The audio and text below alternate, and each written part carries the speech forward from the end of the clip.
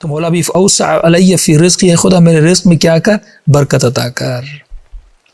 اب یہ برکت کیا ہے، یہاں پر ایک جملہ پڑھتا ہوں، آواز آتی ہے، اللہ کی آواز بھی آتی ہے، وحی کرتے ہیں اپنے کسی نبی کو، فرماتے ہیں اذا اطعت رضیت واذا رضیت بارکت ولیس لبرکتی نہایہ، اے میرے بندے جب تم میری اطاعت کرتا ہے میں تم سے راضی ہوتا ہوں، جب میں تم سے راضی ہو جاتا ہوں تو میں تمہیں برکت دیتا ہوں، اور جب میں برکت دیتا ہوں تو میری برکت کی کوئی نہایت نہیں ہے۔ یہ سوال یہاں پہ کھڑا کر سکتے ہیں کہ میرے مال میں برکت کیسے آئے، اس کا فارمولہ خدا یہ بتا رہا ہے، یعنی 1 ملین سے 10 ملین بھی نہ ہو، 1 لاکھ سے 15 لاکھ بھی نہ ہو کہ مجھ میں تکبر آ جائے، لاکھ ہی رہے لیکن اس میں اتنی برکت ہو۔ وہ برکت کیسے ہو؟ اللہ کہتا ہے میری اطاعت کرو تو میں راضی ہوتا ہوں، جب راضی ہوتا ہوں تو برکت دیتا ہوں، جب برکت دیتا ہوں ولیس ببرکتی نہایہ، اور میری برکت کی کوئی نہایت ہے ہی نہیں۔ اب خدا گارنٹی دے رہا ہے اس کی نہایت نہیں ہے، جب نہایت نہیں ہے تو اس کا مطلب تم کم مال میں بھی کسی کے محتاج نہیں رہو گے اور غنی رہو گے۔ غنی کا مطلب یہی نا کہ میں بے نیاز ہو جاؤں، بے نیاز بھی ہو جاؤ گے، کسی کے سوائے خدا کسی کے محتاج بھی نہیں رہو گے، اور جو خدا برکت عطا کر دے گا۔ اب یہاں پر آپ کو تھوڑا سا ایک مثال دے کے سمجھاؤں کہ برکت کیا ہے، برکت کو سمجھنا بہت ضروری ہے۔ اب ایک آدمی تھا، وہ کسی آدمی کے ساتھ بزنس میں معاملہ کر رہا تھا، اب اس نے کہا کہ بھائی مثال درہم سودا مثلاً 10,000 کا ہے، تو وہ کہہ رہا تھا پیسے میرے پاس اتنے زیادہ نہیں ہیں، تم 9,000 پہ راضی ہو جاؤ، کم پہ راضی ہو جاؤ۔ وہ بندہ راضی نہیں ہو رہا تھا، اس نے کہا دیکھو کم پہ راضی ہو جاؤ، انشاءاللہ اللہ اس کم میں تمہیں بہت برکت دے گا۔ تو اس نے اس کی مذاق اڑانا شروع کیا، اب بندے خدا یہ برکت والی باتیں کسی اور سے کرو، کیا مطلب برکت؟ اس نے کہا کیوں؟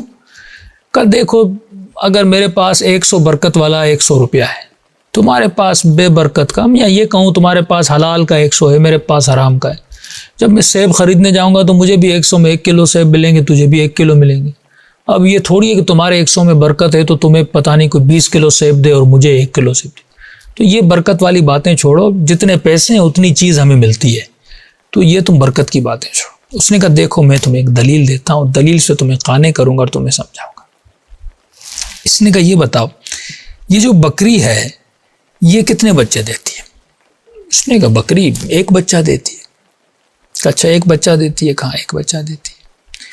اور اس نے کہا کہ بہت مشکل سے نادر و شادر ہو، کبھی کبھی کچھ بکریاں یا دمبے کی نسل میں فرق ہوتا ہے، کبھی 2 بچے بھی دے دیتی ہیں، وہ نادر و شادر ہوتا ہے، کبھی کبھی ہوتا ہے۔ تو اس نے کہا کہ کتنے بچے دیتی ہے؟ اس نے کہا کہ 1 بچہ دیتی ہے۔ تو اس نے کہا کہ جو کتیا ہے وہ کتنے بچے دیتی ہے؟ اس نے کہا وہ تو 6-7 بچے دیتی ہے۔ تو اس نے کہا کہ بکریاں زیادہ مرتی ہیں یا کتے زیادہ مرتے ہیں؟ تو اس نے کہا بکریاں زیادہ مرتی ہیں سال میں، کتے تو بہت کم مرتے ہیں، ہمارے ہاں تو جو بندہ نہ بھی مرے تو کہتے ہیں کتے والی جان ہے اس کی، یعنی کتے کو مارو بھی تو بڑی مشکل سے مرتا ہے، سخت جان ہوتی ہے کتے کی۔ تو اس نے کہا وہ تو بڑی مشکل سے مرتے ہیں، وہ آفتوں کے سامنے بڑے مضبوط ہوتے ہیں اور مقابلہ کرنے کا جسم میں زیادہ طاقت ہوتی ہے، بکریاں جلدی مر جاتی ہیں۔ اس نے کہا لوگ کتے کا گوشت زیادہ کھاتے ہیں، بکری کتے کا کون کھاتا ہے؟ ساری دنیا بکری کا گوشت کھاتی ہے۔ تو اس نے کہا کہ کتے کے دشمن زیادہ ہیں یا بکری کے؟ اس نے کہا بکری کے دشمن زیادہ ہیں، بھیڑیا اس کو کھا جاتا ہے، کتا تو پھر بھی لڑتا ہے، اپنا مقابلہ کرتا ہے، بکری میں تو وہ بھی صلاحیت نہیں ہے، جو بھی بھیڑیا ہے جو آئے تو وہ جلدی شکار ہو جاتی ہیں، مر جاتی ہیں۔ تو اس نے کہا یہ بتاؤ سب گوشت بکریاں کروڑوں کی تعداد میں ذبح بکریاں ہوتی ہیں، کمزور بکریاں ہیں، بچے کم وہ جنتی ہیں، گوشت ان کا کھایا جاتا ہے، اور کتے بچے بھی زیادہ جنتی ہے، اور جو ہے کھاتا بھی اس کو کوئی نہیں ہے، دشمن بھی اس کے اتنے نہیں ہیں۔ تو اس نے کہا جب تم بیابانوں میں اور ادھر ادھر جاتے ہو تو تمہیں بکریوں کا جھرمٹ زیادہ نظر آتا ہے یا کتوں کا؟ تو اس نے کہا بکریاں جہاں چروائے جاؤ بکریوں کو چرا رہے ہیں، کتے تو اتنے نہیں ہیں، حالانکہ وہ مرتے کم ہیں، بچے زیادہ جنتے، ان کو تو بہت زیادہ ہونا چاہیے نا، تعداد میں عددی اعتبار عقلی بات ہو رہی ہے، بکریوں کو کم ہونا چاہیے، لیکن بکریاں جو ہیں وہ بہت زیادہ ہیں، حالانکہ ہزاروں کی تعداد میں ان کو مارا جا رہا ہے لیکن وہ زیادہ ہے۔ تو اس نے کہا بندے خدا اسے کہتے ہیں برکت، خدا نے اس حیوان میں برکت رکھی ہے، دوسرے حیوان میں برکت نہیں رکھی۔ رسول خدا جناب ام سلمہ کے گھر میں آئے اور کہا ام سلمہ تیرے گھر میں برکت نہیں ہے۔ اب رسول خدا کی بڑی عاقل اور سمجھدار بیوی تھی، اس نے جواب دیا کہ رسول اللہ نہیں، میرے گھر میں بڑی برکت ہے۔ کہ کیسے؟ کہ رسول خدا اللہ نے آپ جیسا شوہر دیا ہے اتنی۔ کہا میرا مطلب یہ نہیں ہے، میرا مطلب یہ تمہارے گھر میں ایک بکری نہیں ہے، اللہ نے اس حیوان میں بڑی برکت رکھی، یعنی اس کے بال سے لے کر، اس کے سر سے لے کر، اس کے سم تک جو ہے ہر چیز استعمال کی جاتی ہے، اور اس میں اتنی برکت ہے کہ اللہ نے یہ معجزہ، برکت اصل میں معجزہ پروردگار عالم ہے۔